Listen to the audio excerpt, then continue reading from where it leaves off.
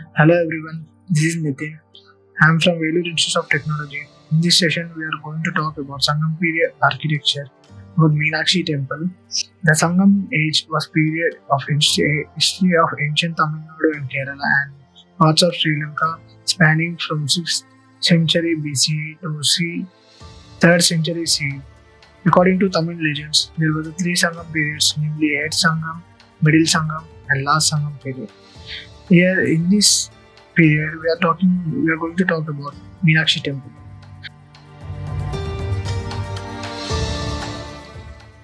This temple is located in Madurai, Tamil Nadu, and this is Dravidian architectural style.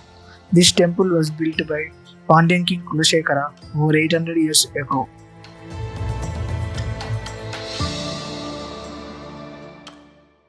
Temple monuments and ancient cultural wonders abound in Madurai. Madurai is which refers to type of landscape of the Sangam age which surrounds the city of Madurai.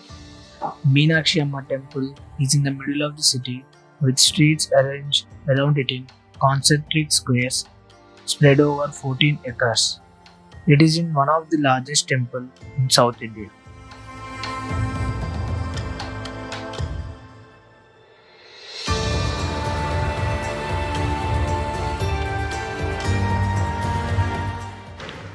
In 14th century, political turmoil took its toll on the temple.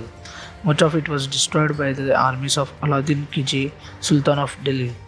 Over the centuries, there was reconstruction and expansion of kings and rich patrons, but much of the present day glory is attributed to the kings of dynasty from 16th century. This can also be termed as a new beginning of a new era in the history of the temple when it was almost rebuilt. The King Tirumala Nayakar played an important role in the construction of new form of temple according to the records. Meenakshi temple is one of the finest examples of Dravidian architecture. The towering outer gopurams are Madurai's distinctive landmarks. These pyramid-shaped gateways are embellished with thousands of sculptured mythological characters and fantastic creatures. The lower part of the temple we don't find any difference between northern and southern. But the superstructure gives a clear out emphasis in the Dravida type. It can be either square or rectangle or circular at a time, and in northern a cylindrical form vaulting towards the top layer. So this is the major difference between northern and southern one. Northern would be Nagara and southern one would be Dravida. There are 14 gopurams varying in ornamentation, age and height. The outer four towers are the landmarks of Madurai. The height of four towers are South Tower 170 feet, West Tower 163 feet, East Tower 161 feet, and North Tower 160 feet. The four outer ones are the highest, aligning perfectly to the four cardinal directions and making the main entrances.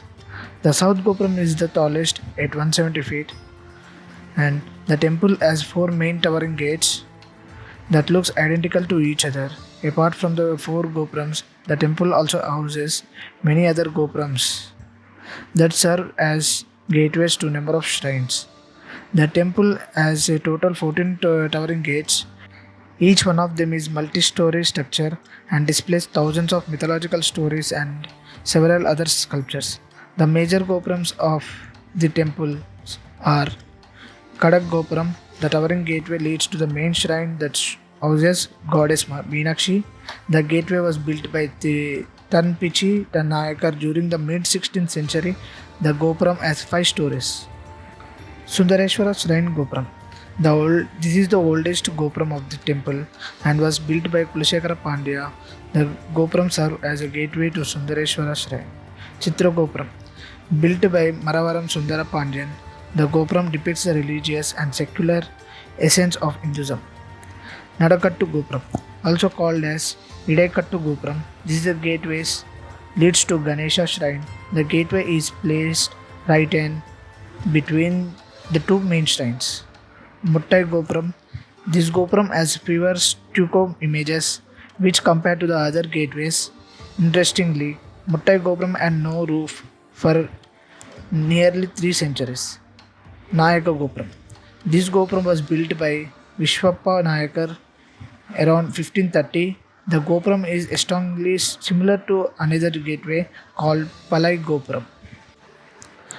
Temple complex is a series with enclosures and divided into two distinct sections. Sundareswara Shrine occupies central section and Meenakshi Shrine occupies southwest section. Both open to the east to the rising sun and have their own goprams. There is a small lake in the complex called as Golden Lake. Then Mandapa, which is in the front of Sundareshwara shrine, is Kambitari Mandapa. There is Mandapa with 1,000 pillars called as Arakala Mandapa, and at the entrance of the temple there is a Pudu Mandapa and Kalyana Mandapa.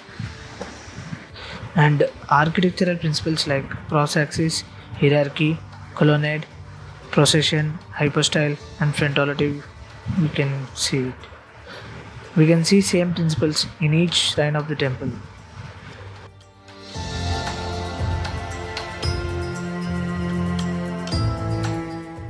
Here is the section of complex from West Gopuram to East Gopuram through Sundareshwara Shrine.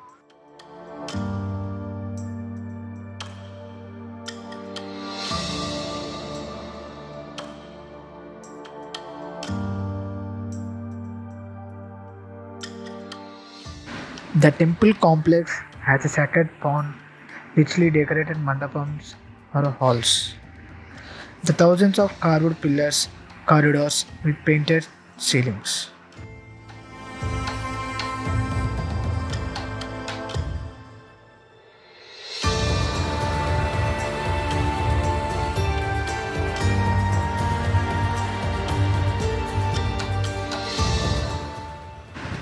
There is a 33,000 intricate sculptures, and the mandapams are spectacular with pillars carved out of single piece of rock, mostly granite and charnocite. The famed 1,000 pillar mandapam is a feat of artistic genius and geometric precision. It has in fact 985 pillars perfectly aligned in straight rows. The construction engineering is also takes into account.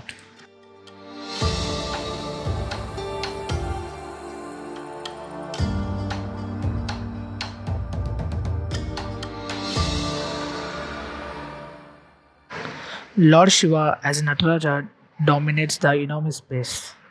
Corridors connect to different parts of the temple. Brightly painted ceilings are key feature like Shiva Lingam with holographic effect. Opposite to the Meenakshi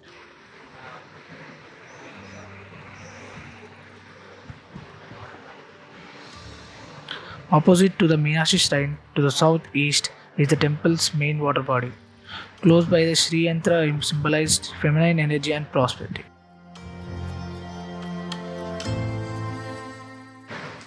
The golden plate Dvajastambha, the temple's principal flagpole, is where the priest flies the flag to mark the beginning of the Chitrai festival.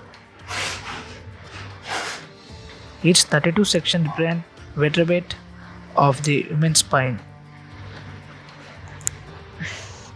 The 56 feet stamba was reinstalled in 2013. Some say the original temple on the site was Shiva built around the Swayambhu or self-manifested Shivalingam. But for centuries, the presiding deity of the grand temple has been Meenakshi.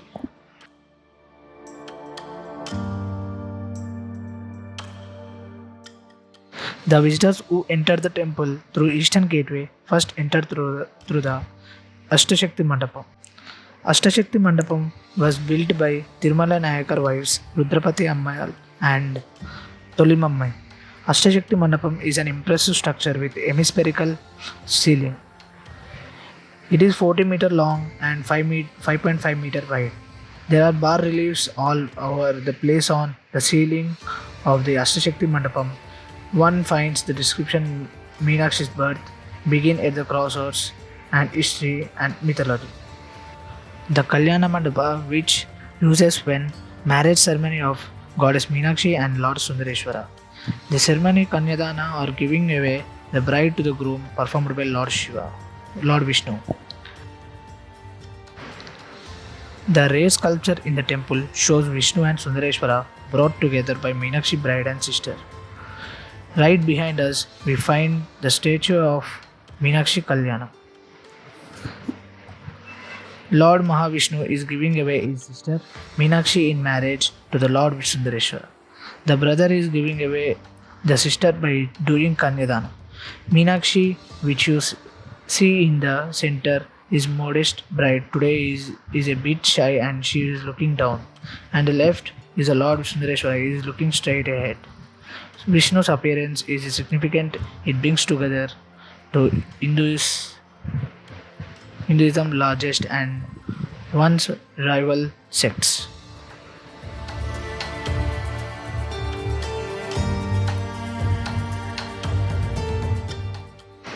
We can see one particular sculpture everywhere in the temple. It's a mythological sculptured in pillars, and it is called Yalis. It has a lion head and elephant trunk, some bird's wings and horse's legs, and each part of the body means something. It is a way to say how can we improve the world. First we have to think big as elephant, but we also have to think fast as lion and strong as lion and act fast as a horse.